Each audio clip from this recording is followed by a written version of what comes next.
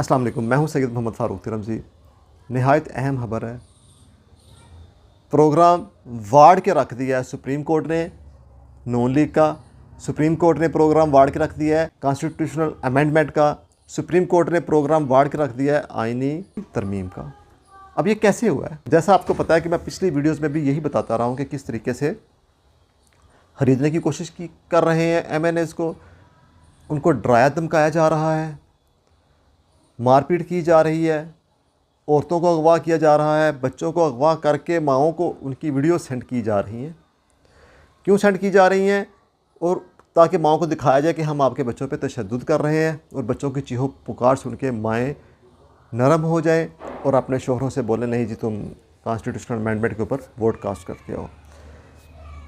एक बच्चे का या बच्ची का कुत्ता जिसके साथ उसकी बड़ी अटैचमेंट थी, उसको उठा लिया गया ताकि बच्ची को ज़हनी प्रेशराइज्ड किया जाए।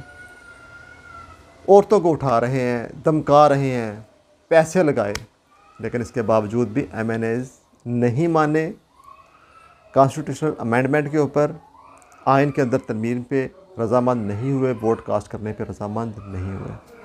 इसके बाद मौलाना फजलुर रहमान को रखा गया कि ज़ाहिर है आइनी जो तरमीम है उसमें मौलाना फजलुर रहमान के वोट जो हैं वो नहायत अहमियत के हामिल थे। मौलाना फजलुर रहमान के साथ अभी बहस व मुबाहिसा जारी था कि इतला आई कि मौलाना फजलुर रहमान के MNAs को उठा लिया गया है। मौलाना फजलुर रहमान सेहपा हो गए, उन्होंने प्रेस कॉन्फ्रेंस की बाहर जाके फ़ौरन और कहा कि आपके ओछे हथकंडों की वजह से पहले ही निज़ाम बहुत दरहम बरहम हो गया है। मैं आपको बताता हूँ कि मैं आइनी तरमीम के अंदर वोट बिल्कुल भी कास्ट नहीं करूँगा। आप जो मेरे बंदों को अगवा कर रहे हैं जुल्म है। बात ख़त्म। जो इनकी आइनी तरमीम थी वो बढ़ के रख गई, लेकिन उसमें जो आखिरी कील ठोंका है ना वो सुप्रीम कोर्ट ने ठोंका है। वो कैसे? अब देखें हुआ क्या। सुप्रीम कोर्ट ने जो महसूस नशिस्तें ख़त्म की थी, जिनको आर्जी तौर पे ख़त्म किया था क्योंकि PTI को बल्ले का निशान वापस मिल गया था, उस पर ऊपर बहस व मुबाहिसा जारी था। इन्होंने क्या किया? इन्होंने इलेक्शन कमीशन के साथ मिल के उन सीटों को दोबारा बहाल करने का सोचा कि सीटों को बहाल कर देते हैं, एक दफ़ा हम आइनी तरमीम के अंदर उनका वोट डलवा देंगे, नंबर पूरे हो जाएंगे सीटों को बहाल करने के बाद। उसके बाद सुप्रीम कोर्ट चाहे मुअत्तल करे, जो मर्ज़ी करे, एक दफ़ा हमारा काम हो जाएगा, तरमीम हो जाएगी, फिर उसको कोई भी नहीं तोड़ सकता।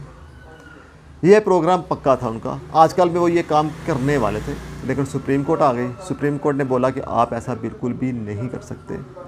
अब इन्होंने कहा यह सुप्रीम कोर्ट कौन होती है ये बात करने वाली?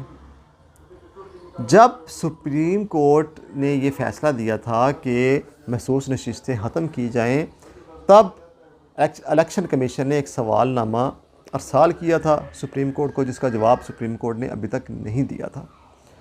लेकिन मेरे ख्याल से ये बेस्ट वक्त था, इससे अच्छा वक्त हो ही नहीं सकता था सुप्रीम कोर्ट के जवाब का।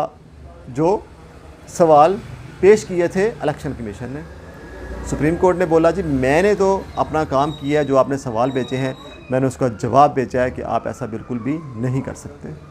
लो जी, ये प्रोग्राम बढ़ के रख गया।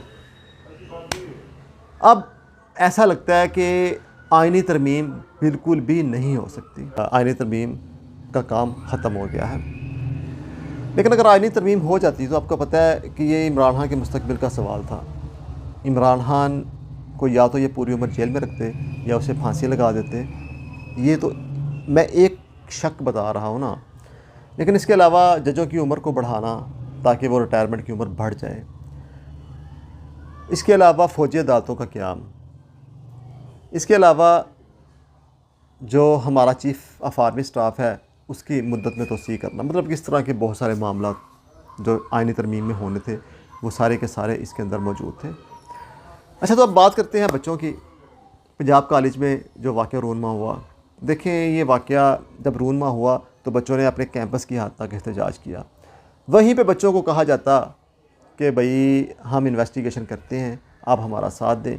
बच्चों ने खामोश हो जाना था, लेकिन उन्होंने बोला जी हमारे हाथ में डंडा है, लित्तर है, हम मारेंगे, जो जो हमारे रास्ते में आएगा हम मारेंगे उसको। हमारी मर्ज़ी के ख़िलाफ़ जो कोई बात करेगा हम उसकी लित्रोल करेंगे।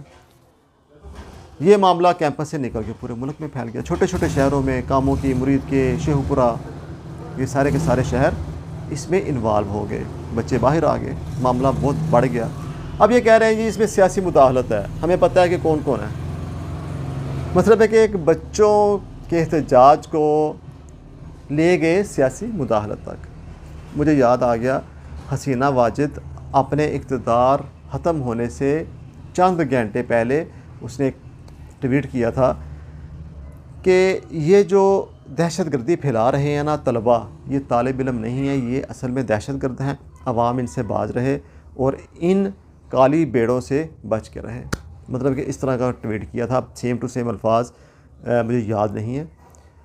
तो क्या अंजाम हुआ, अब अल्लाह बेहतर जानता है कि इनके साथ क्या होगा।